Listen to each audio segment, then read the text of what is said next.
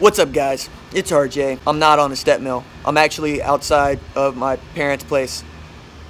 That back there is Logan. Hi, I'm Logan. That one way up there, that's Devin. Center. They're gonna help me tell you about OU, Texas. Nice to meet you. Bumper. Just snap the damn ball, RJ. Hi. So the first thing we gotta talk about is this poor tackling that went on. They were trash at tackling, right, Weapon X? See, they tackled about how she wraps around me, just, you know, bouncing off of people, saying hi, how are ya? I'm making neck. This is Brave. Yep, so that's Brave back there. And I'm making neck. And that's Weapon X. Weapon neck. I'm nice. So here's what we knew heading into this game. We knew that we were not going to have Abdul Adams, who's our starting tailback, and whose hair looks a lot like taco meat. But you can have hair that looks like burnt spaghetti if you rush for 10 yards a carry, which is exactly what Abdul Adams had been doing. We also knew that Baker Mayfield had a losing record against Texas. He's 1-2 against the Longhorns, and 30-5 against the rest of the known universe. So we were looking for Baker Mayfield to go back-to-back, like Drake. Back-to-back like I'm on the cover of Lethal Weapon. Back-to-back like I'm Jordan 96-97. So this was a hump for Baker to get over no matter how well he's played. We also knew that this was the first meeting between two first-year head coaches at OU and Texas since 1947, which was the year that Bud Wilkinson took over as the head coach at OU. Omen! So let's start with the positive first. The positive is Baker Mayfield. Baker was 17 of 27 for 302 yards, 2 TDs, threw his first pick in 202 attempts. That's not too shabby. Wish it didn't come against Texas, but there you are. We can certainly count on the preacher man too. 20 carries, 96 yards, 4.8 yards per carry. Hey, Weapon X.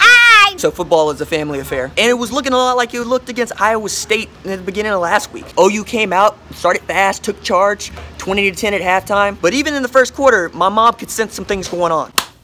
Oh, I am amazed, but I'm scared. First of all, my pizza's not here. Second of all, if you're talking about the football team, I'm scared because they start out this way a lot. And then by the second half, they go, phew! That last throw that Baker threw, fantastic. That was one when he was right over the middle and open. I want him to stay on their feet. Just stay on your feet. You'll score. I don't know where that pizza is, but I'm starving. And then it looked like they were about to run it up. So much that Mom said, do that RKO thing. Whoa! Hi. Coincidentally, or not, Rodney Anderson had half as many carries as Trey Sermon, but averaged the same amount of yards, 4.8 yards per carry. Big man Ark Andrews was out there doing his thing too, 4 receptions for 104 yards. CD Lamb, 3 receptions for 74 yards. Baker was doing a really good job of spreading the ball around. Why what? Why don't I sit on that step? I like this step. All right, I gotta move steps real quick.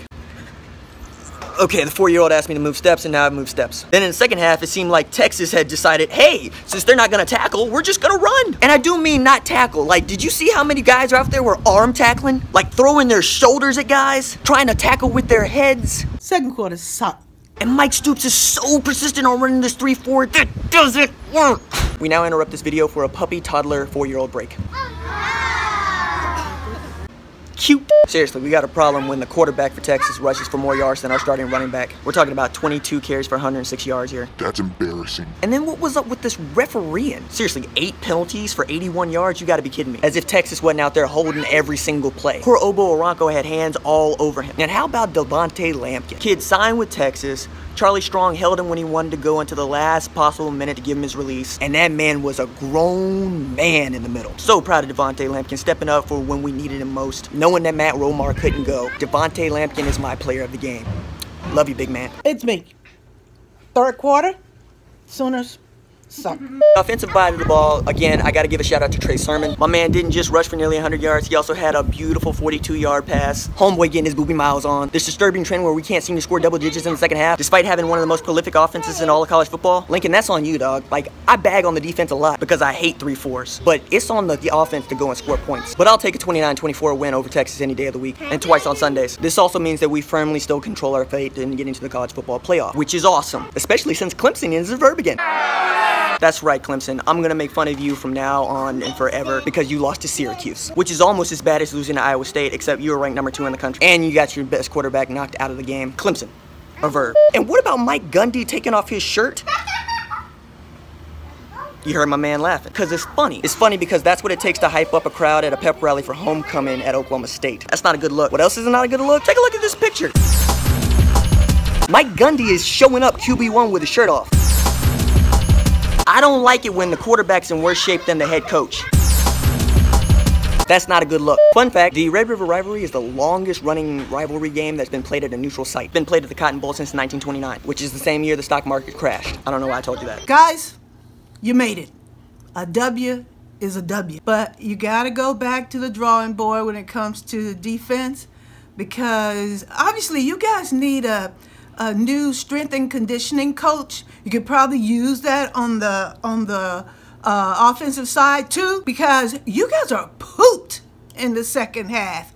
I mean, your hands are on your hips and your back slips and all that kind of stuff. But you guys have got to pick it up on the second half. Clearly, we got some work to do, and there's quite a bit to be fixed before we gotta go play next week. But again, we needed the win. We need to get back on course, and I love that we were able to get back on course against Texas. That's the reason Oklahoma trees bend north. Texas sucks. Don't forget to smash that like button, smash that subscribe button, ring that bell so you can join the notification squad. All right, I'm gonna go and play with my girlfriend's kids. Deuces.